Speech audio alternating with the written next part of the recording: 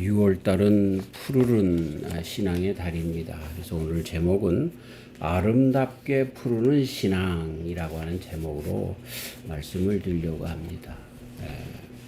제가 삭막한 캘리포니아에서 살다가 카나다 로키를 중심으로 한 아주 푸르른 그런 곳을 방문하고 왔습니다.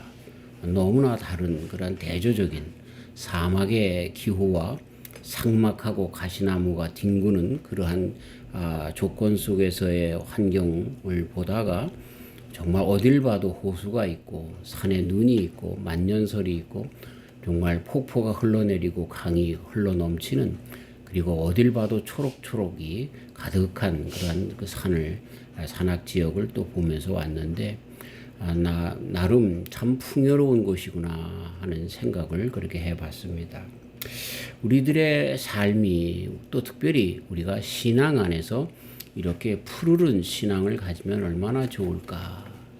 삭막한 곳은 정말 살기가 힘들어서 그 선인장과 같이 모든 잎에 가시가 있습니다. 가시가 있는 것은 자연적인 현상인데, 물이 없기 때문에 그 물기를 빼앗기지 않으려고 그렇게 가시가 돋쳐서 물이 몸에서 빠져나가지 않게 하는 그런 자연적인 현상이라고 합니다.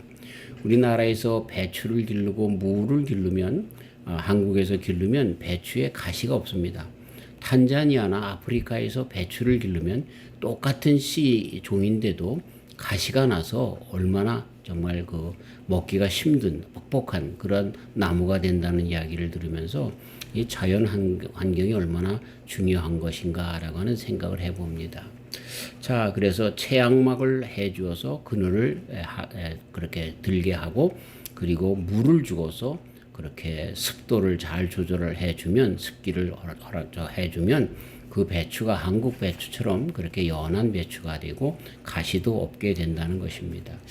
그런 걸 보면 이 겉모양이 어떻게 해서 이루어지는가라고 할 때, 사실은 땅의 그 양분, 수분 이런 것들이 조성될 때 이런 모든 환경이 그렇게 아름답게 이루어지는 그러한 그 결실, 푸르름을 내는구나 그런 생각을 해봅니다. 우리들의 신앙도 마찬가지입니다. 우리들의 신앙도 이 속 사람으로부터 뭔가 모르게 충분한 양분이 있다고 하면 겉사람으로도 마찬가지로 그렇게 충분한 그런 푸르름이 보이는 그런 아름다운 신앙을 보일 수가 있는 것입니다. 저는 늘 마음속에 목사로서 설교자로서 늘 그렇게 그 부담이 있습니다. 설교자로서의 부담이 있는데, 그건 뭐냐면 과연 예수님을 믿는다라고 하고 신앙이 있는데도 늘 찌든 얼굴과 내천자를 그렇게 늘 가지고 있는, 삶이 너무나 고통스럽다라고 하는 사람들이 과연 신앙이 있는 것인가? 그렇다고 하면 그들에게 주님의 복음은 어떤 영향력이 있는가? 그렇다고 하면 나는 어떻게 설교해야 되는가라고 하는 숙제를 늘 안고 있었습니다. 그리고 정말 교회에서의 삶과 세상에 나와서의 삶이 완전히 다른 이중적인 삶을 살아가는 현대의 기독교인들에 대하여 참으로 많은 그러한 그 마음속에 부담감을 가지고 또 뭐라고 할까요? 그렇게 이중적인 삶을 살아가는 잘못된 그런 신앙에 대해서 좀 뭔가 모르게 경각심을 가지고 말씀을 전해야 되겠구나 하는 생각을 해보지만, 그러나 그것이 그렇게 여의치 않은 것도 어쩔 수 없는 그런 이야기인 것입니다. 우리는 과연 안과 밖이 똑같을까 그런 생각을 해봅니다. 과연 우리는 푸르른 신앙을 갖고 있는가, 이런 생각을 해봐야 될 것입니다. 제가 신앙 안에서 말씀을 쭉 읽다 보니까 우리의 삶의 열매는 무엇인가라고 하면, 우리들의 삶은 늘 단면을 잘라도 어디에나 똑같은 것이 우리들의 열매입니다. 많은 사람들이 그냥 한 번에 일확천금을 꿈꾸는 것처럼 우리 신앙도 한 번에 주님 앞에 갔을 때 상 받으면 됐지라고 하는 그런 잘못된 신앙을 갖는데, 우리 하나님께서 보시는 것은 지금의 나의 삶에 푸르른 신앙의 이 자세가 지금 내 신앙이 곧 우리 주님 앞에 섰을 때에 그때의 그 보시는 열매다, 결과다라고 하는 것을 우리는 잊어서는 안 되는 것입니다. 지금 내가 여기서 푸르른 신앙을 갖지 않는다라고 하면 우리들의 인생에 열매는 없습니다. 주님 앞에 갔을 때 열매를 찾으실 때 우리들의 하나님 앞에 보여줄 열매는 결단코 없다는 것을 잊어서는 안 됩니다. 그래서 우리 기독교적인 열매는 뭐냐면 과정의 열매입니다. 지금에 계속해서 우리들의 푸른 신앙이 우리 주님 보시기에 합당한 열매다라고 하는 것입니다. 극단적인 표현을 한다고 하면 내가 지금 이렇게 살다가 오늘 저녁에 밤에 죽는다라고 하면 이것이 내 삶의 열매로 주님 앞에 보여져야 한다는 것이죠. 그때 내가 교회를 다 중축하지 못했어요. 그래서 난 열매가 없어요. 그러실 겁니까? 내가 전도를 100명 하지 못했어요. 그래서 열매가 없다고 하실 것입니까? 또는 이것저것 없어서 이것도 못했고 저것도 못했어요. 라고 그렇게 얘기할 것입니까? 우리 주님께서 보시는 것은 그것이 아닙니다. 내가 세상에서 얼마나 큰 교회를 지었느냐, 얼마나 많은 있는 성도들이 모이는 교회에서 목회했느냐, 그런 것이 아닙니다. 내가 얼마나 헌금을 많이 했느냐, 물론 이것도 우리 삶의 열매가 되겠지만 우리 주님께서 보시는 것, 지금 네가 나와 함께 늘 동행하느냐, 이것을 보신다는 것이죠. 네. 동행한다라고 하면 그것이 우리 주님 앞에 열매 그 자체인 것을 우리는 잊어서는 안 되는 것입니다. 네. 그래서 제가 보는 관점입니다. 열매라고 하는 것은 결과가 아니라 과정입니다. 오늘 삶 자체가 주님 앞에 드려지는 열매인 것을 우리는 잊어서는 안 되는 것입니다. 네. 그러면서 우리들의 푸르른 이 신앙의 삶이 끝내는 열매가 아주 푸르른 정말 아름다운 충실한 그런 열매가 될 수 있다는 것, 세상의 모든 삼라만상의 이치에서도 볼 수 있습니다. 여름에 정말 그 잎이 무성하고 잘 자라난 나무들이 가을에 좋은 열매를 맺히는 것 어쩔 수가 없는 것이죠. 이러한 것이 서로 상호작용을 하는 것을 보게 됩니다.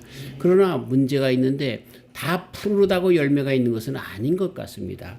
예수님께서 무화과 나무 예루살렘에 입성하다가 무화과 나무에서 열매가 있는가 보려고 갔더니 없어요. 그래서 예수님께서 저주했더니 그 나무가 말라 비틀어 죽었다라고 하는 그런 내용이 있습니다.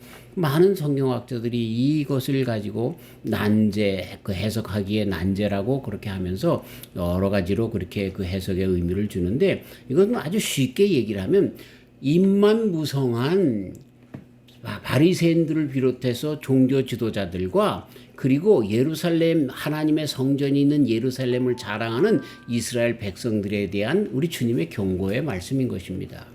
물론 이 무화과가 열릴 때 이제 5, 6월이 되면은 처음 열매가 열리기 시작합니다. 그리고서 사실은 7, 8월이 돼야 그 무화과 열매가 충실하게 열리기 시작하는데, 예수님께서 이 여름 들어가기 전에 정말 이 봄에 부활절이 봄에서부터 여름으로 들어가는 그런 초기에 있었던 것 우리가 잘 알지 않습니까?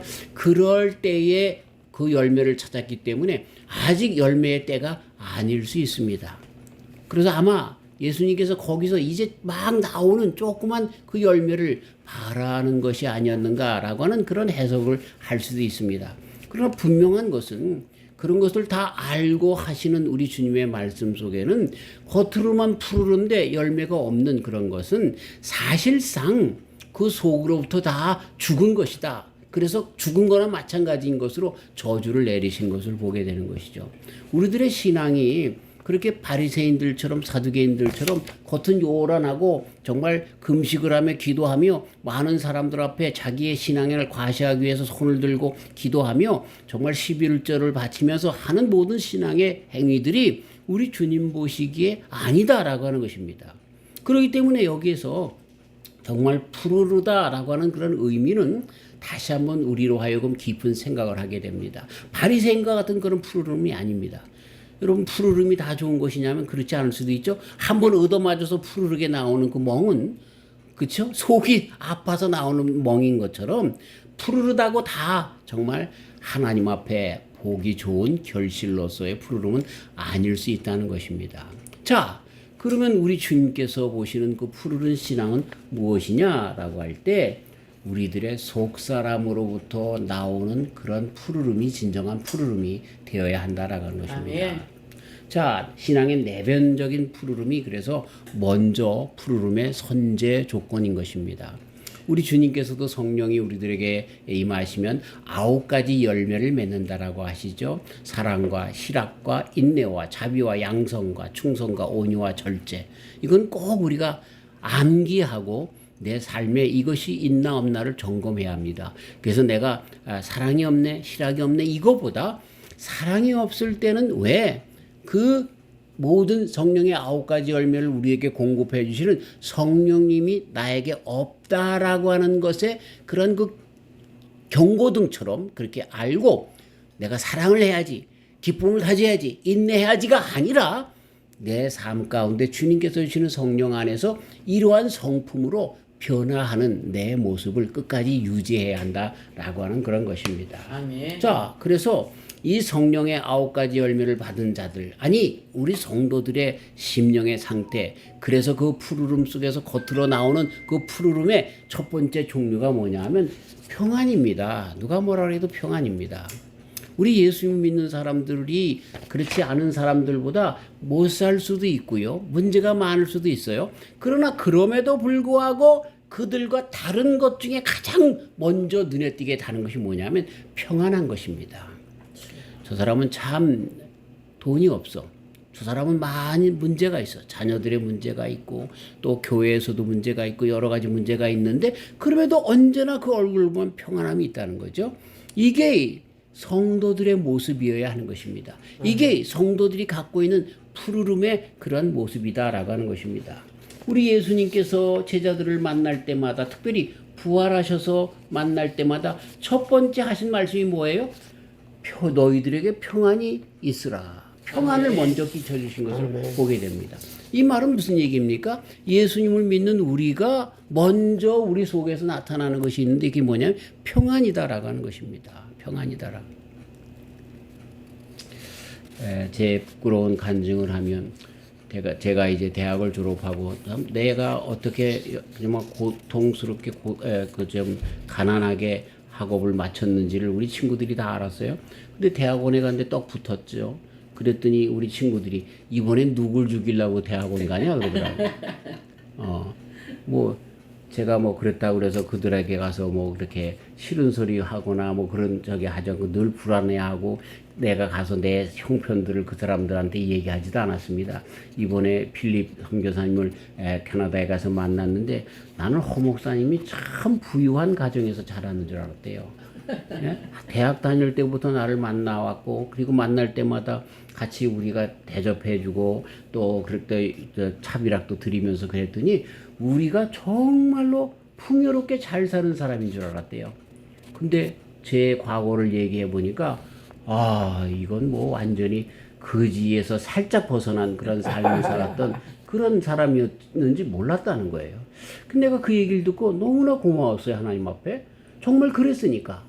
내일 합격할 100원도 없었는데도 그런데도 짜증이 나지 않았습니다.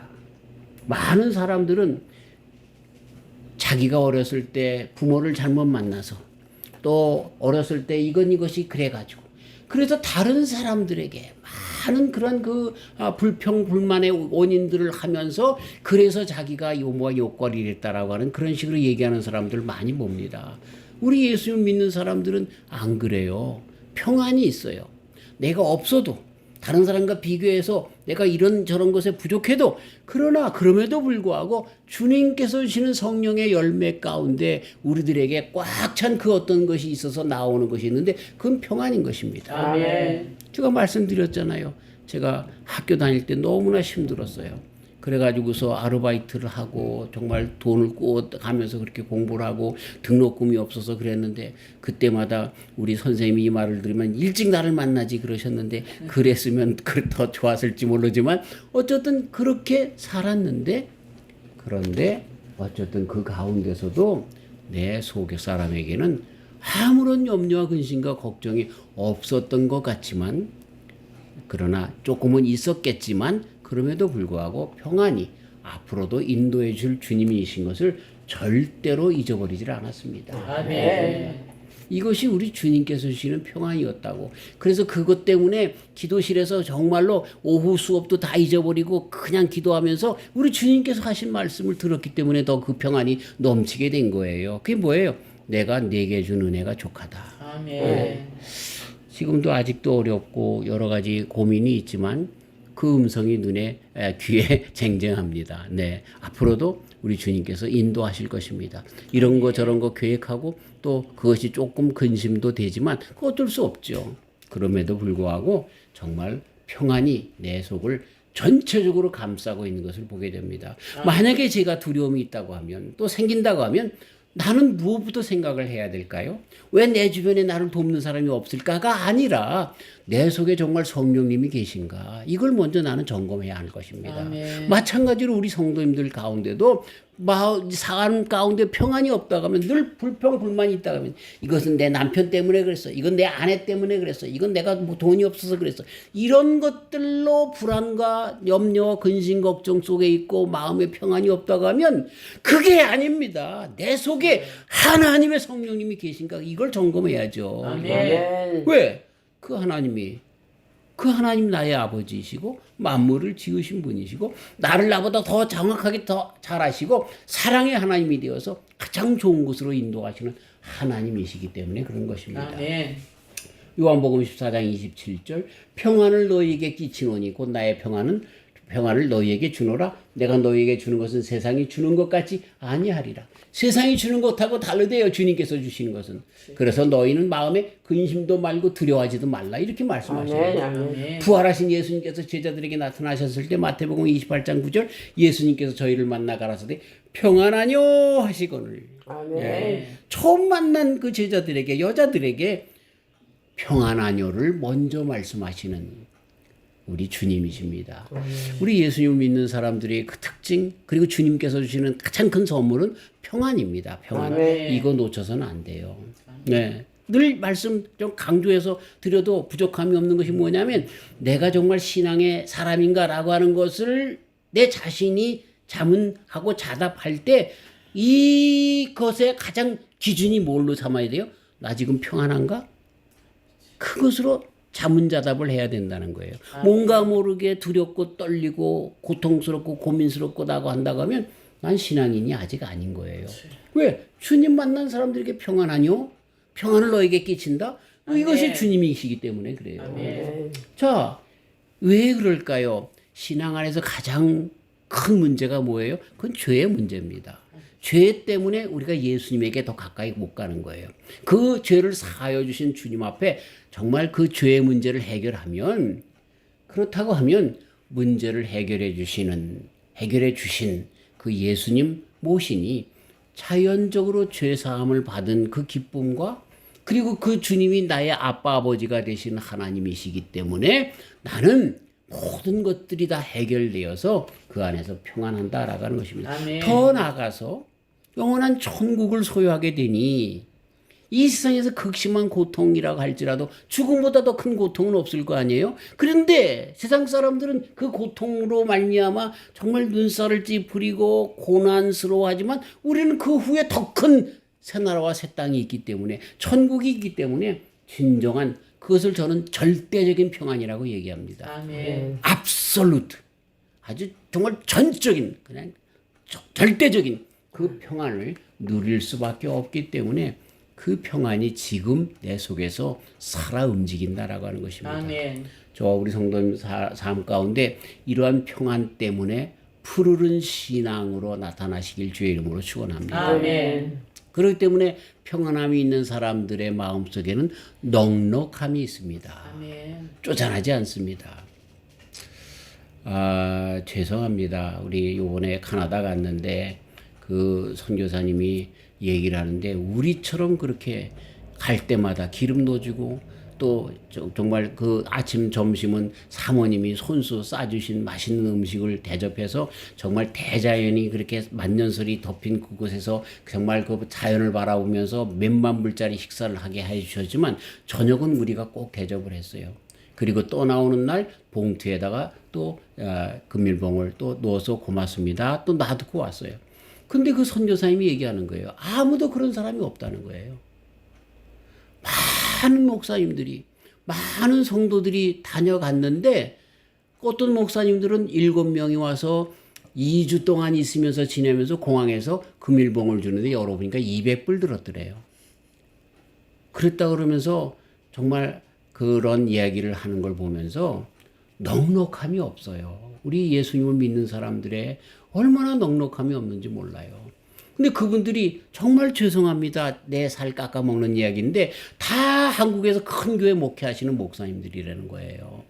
아, 이거 참 입에 담기도 정말 왜 그렇게들 그럴까? 근데 가만히 보니까요, 훈련이 안 돼서 그런지 이 마음에 넉넉함이 없어서 그런지 뭔가 잘못됐어요. 우리가 독일에서 수십 명, 거의 100여 명 되는 사람들을 치루었는데 고맙다고 하는 사람들이 한두 명밖에 없어요. 시카고에서 정말 바다에서 풍랑이 나서 배가 침몰됐을 때 어떤 사람이 17명을 구해줬는데 한 사람도 고맙다는 사람이 없었다는 거예요. 네. 한 사람 그랬다고 그러죠. 네. 이런 것처럼 우리 사람들의 마음에는 넉넉함이 없어요. 넉넉함이 없다는 것은 삶에 감사가 없다는 거야. 충분하게 이렇게 나눠야 되는데 좀 없으면 어떻습니까? 그 넉넉한 마음. 왜? 나는 하나님께서 다 주셨고 주실 것이고 또 지금도 나의 삶은 넘쳐난다라고 하는 그런 넉넉함이 우리 성도라고 하면 있을 수밖에 없어요. 아멘. 네. 이 넉넉함. 그렇기 때문에 요셉처럼 용서의 사람이 되고 누가 뭐라고 해도 정말 다 그렇게 용서해 줄 수 있는 사람. 이 요셉이라고 하는 사람 우리 잘 알죠? 야곱의 아들 중에 한 아들이고 또 요셉이라고 하는 신약의 예수님의 그런 육신의 아버지 되신 요셉. 그분도 얼마나 넉넉했는지 몰라요. 자기와 정혼했던 그 마리아가 자기 아이가 아닌 그 아이를 잉태했다고 할 때에 얘기를 그냥 까버렸으면요. 돌 맞아서 그 마리아가 죽었어야 돼요. 근데도 그것을 넉넉함으로 감싸 주었던 그 예수님의 그런 육신의 아버지 요셉, 이런 넉넉함이 우리 성도들의 모습이 돼야 된다는 거예요. 아멘. 참 우리 교회 안에서도 보면 나를 비롯해서 나에게 적지은 사람, 원수되는 사람들을 얼마나 밟으려고 하는지 몰라요. 이건 우리 예수님 믿는 사람들의 모습이 아닙니다. 물론 그렇게 대하는 사람들을 볼 때에 우리가 어떻게 대해야 할 것인가 넉넉한 마음으로 대해야 하지만 그러나 계속해서 나에게 그렇게 가시가 되는 사람들은 될 수 있으면 피하는 것도 좋겠죠. 뭐 이런 그 삶의 지혜는 다른 것이지만 어쨌든 요셉처럼 구약과 신약의 요셉처럼 넉넉한 마음이 예수님을 믿는 사람들의 마음, 푸르른 신앙의 사람들의 모습이다라고 하는 것입니다. 이 넉넉하다라고 하는 말을 그 독일어로 라움이라고 얘기하면 영어로 룸입니다. 룸이 있는 거예요. 룸이. 바다가 큰 룸이 있어요.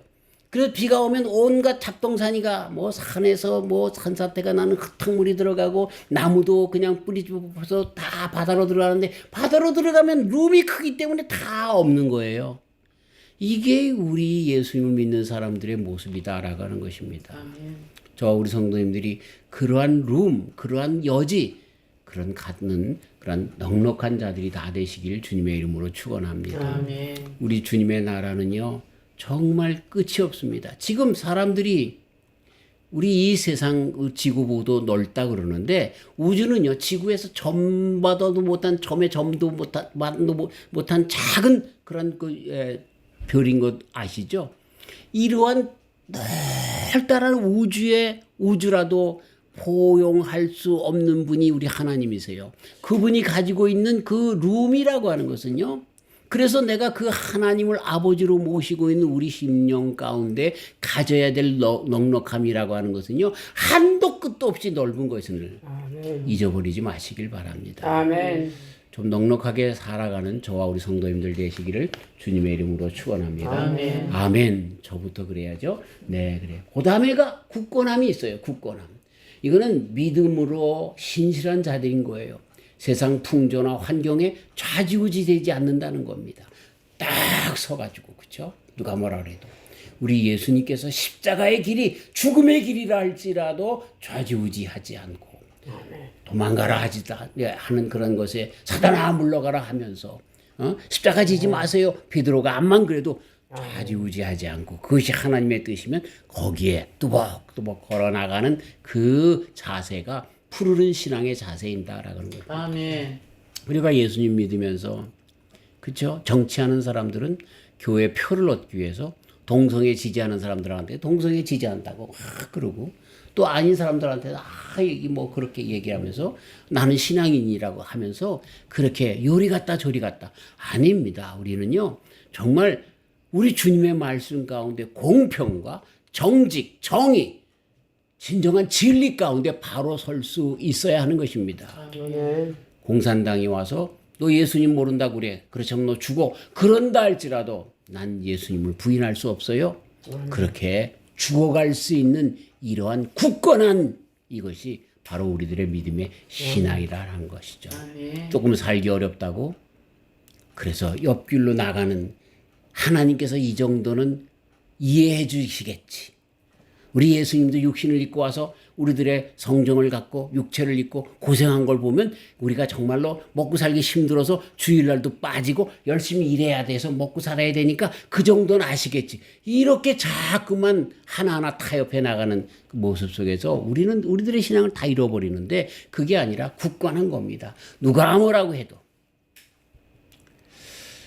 옛날에 6.25 사변 후에 이승만 대통령 시절 때에 미국의 대통령이 이제 온다고 했는데 그때에 그 한국에서 그분을 나가서 꽃다발을 가지고 맞이하면서 나갈 그런 분을 찾는데 미국에서도 공부했던 이름도 잊어버렸어요. 그분을 이제 선택을 했어요. 여자분인데. 근데 딱 거절하는 거예요. 거절한 이유가 한 가지예요. 그날이 주일이기 때문에 안 간다는 거예요. 얼마나 사람들이 정말 미국의 대통령을 공항에서 나가서 처음 꽃을 바치는 그 일을 영광스럽게 생각할 것입니까? 그래서 모든 일들을 다 젖히고 그저 내가 나가겠습니다 했을 것인데 이 여인은요. 주일인데 이 주일은 하나님의 것인데 미국의 대통령이 세계에서 큰 그런 나라의 대통령인지 모르지만 그보다 몇십 배, 몇억 배 큰 분이 하나님이신데 내가 주일날 예배하는 것 말고 어떻게 거기 나가서 꽃을 들고 맞이하겠느냐고 딱 거절했다는 겁니다. 야, 이분의 절개, 이분의 굳건함 이게 얼마나 멋있는지 몰라. 저 우리 성도님도 그렇게 한번 살아가시기를 주님의 이름으로 축원합니다. 아멘. 그런 이런 흔들림이 없는 이 믿음 이거 어떻게 생깁니까? 다른 것도 없어요. 우리 속에 성령님이 내주어야 돼요. 성령님이 내주하기 위해서 우리가 해야 할 일이 하나가 있어요. 그게 뭐예요? 늘 주님께서 우리들에게 조명해 주시는 우리 속 사람 가운데 숨겨져 있는 먼지 많은 죄라 할지라도 그 성령의 빛이 비치면 알게 되잖아요. 우리가 이렇게 뵀을 때 이 공간에 먼지가 많은데 잘 몰라요. 햇빛이 타고 들어오면요 얼마나 먼지들이 많은지 몰라. 성령님이 우리에게 주시는 것이 바로 그거예요. 그럴 때마다 그 먼지들 하나하나 그 죄악의 하나하나를 다 자꾸만 주님에게 다 털어버리는 거예요. 예수님의 이름으로 씻고 성령으로 채우는 거예요. 그렇게 하다 보면 성령의 충만함으로 평안이 우리에게 있습니다. 넉넉함이 우리들에게 거하게 됩니다. 두려움이 사라집니다. 굳건함이 우리들에게 서게 됩니다. 그리하여 담대함으로 그렇죠? 주님을 바라보면서 뚜벅뚜벅 앞으로 나아가게 된다라고 하는 것입니다. 그런 사람들은 그러기 때문에 그 모든 것이 누구에게로부터 왔어요? 하나님께로부터 왔다는 거예요. 성령님이 내주함으로부터 왔다는 거예요. 그렇기 때문에 이분들의 공통적인 삶의 모습에 특징이 있어요. 그건 하나님께 겸손하고 사람들에게 겸손합니다. 왜요? 내 것으로 하는 것이 아니기 때문에 내가 한 것이 아니기 때문에 하나님이 주셔서 하나님께서 하도록 해주신 것이기 때문에 그분들의 삶을 겸손합니다. 근데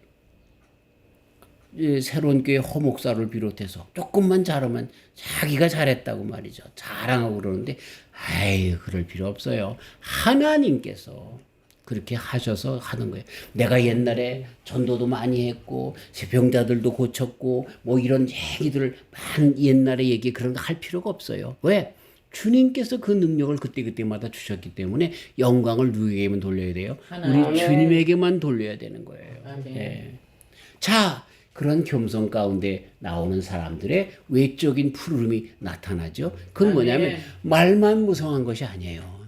입만 벌렀다가면 예수님의 이름을 내면서 성경 구절을 얘기하면서, 그러나 자기들의 삶 가운데는요 넉넉함을 풀지도 않아요. 인색해요. 그리고 말끝마다 부정한 이야기, 또 정말로 남을 찌르는 이야기, 음담패설서부터 시작해서 부정적인 이야기로 가득 차 있단 말이에요. 그거는 푸르른 사람들의 모습이 아니에요. 다른 사람들을 찌르는 가신한 모습이라는 거예요. 그 속에 푸르름이 없다는 거예요. 성령님의 내주가 없다는 거예요. 자, 우리들의 모습이 어떻게 돼요?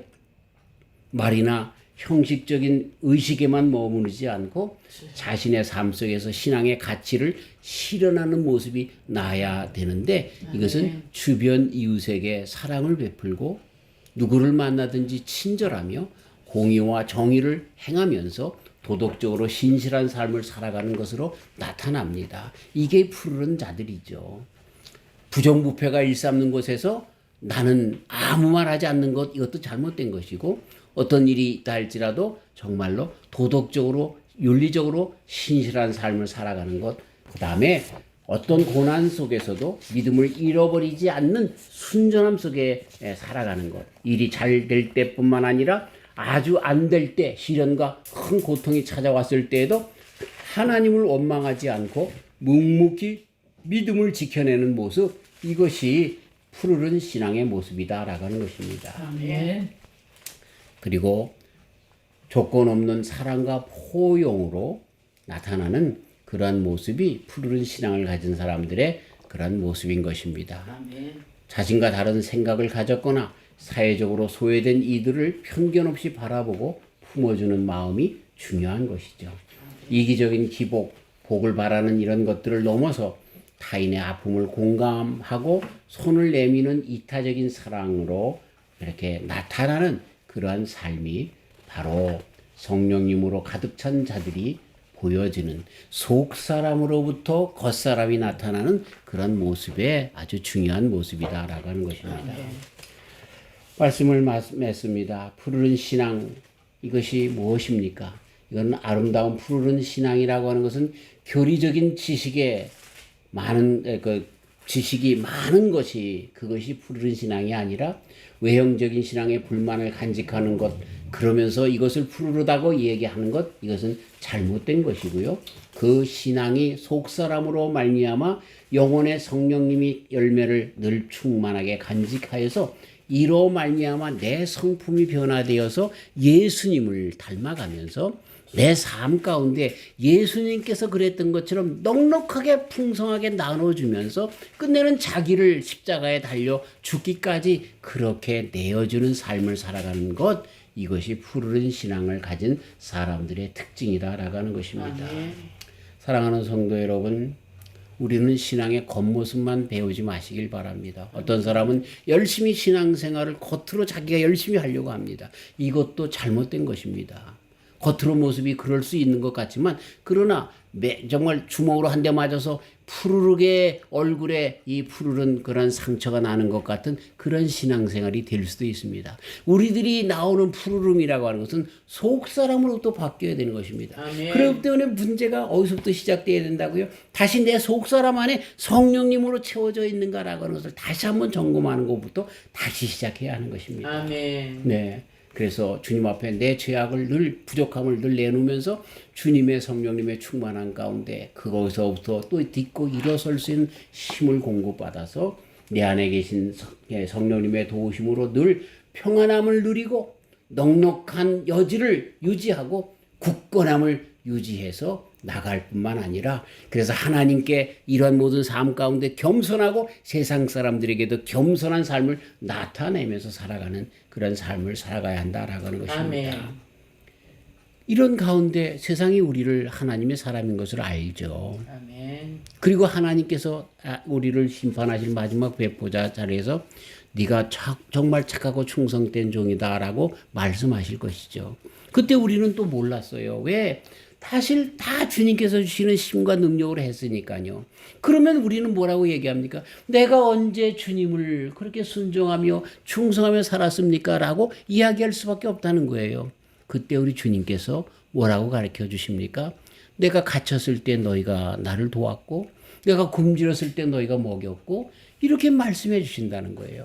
나도 몰랐는데 그리고 그것조차도 주님께서 주셔서 주셨는데 굳건함을 유지했는데 넉넉함을 유지했는데 주님 때문에 평안했는데 그것이 우리들의 삶에 주님을 만난 열매였다고 그 푸르른 삶이 우리 주님의 칭찬이었다고 마태복음 25장 최후의 심판의 자리에서 그렇게 양과 염소를 구별할 때 주시는 말씀처럼 그 음성을 우리들에게 주신다는 거예요. 아멘. 그 음성을 들을 때까지 오늘도 우리는 그 신앙의 푸르름을 항상 유지하는 성령으로 가득 찬 그런 신앙을 유지하는 저와 우리 성도님들이 다 되시기를 주님의 이름으로 축원합니다. 아멘. 하나님 아버지, 우리가 신앙생활을 할 때 얼마나 많은 외적인 것을 중요시 했는지 모릅니다.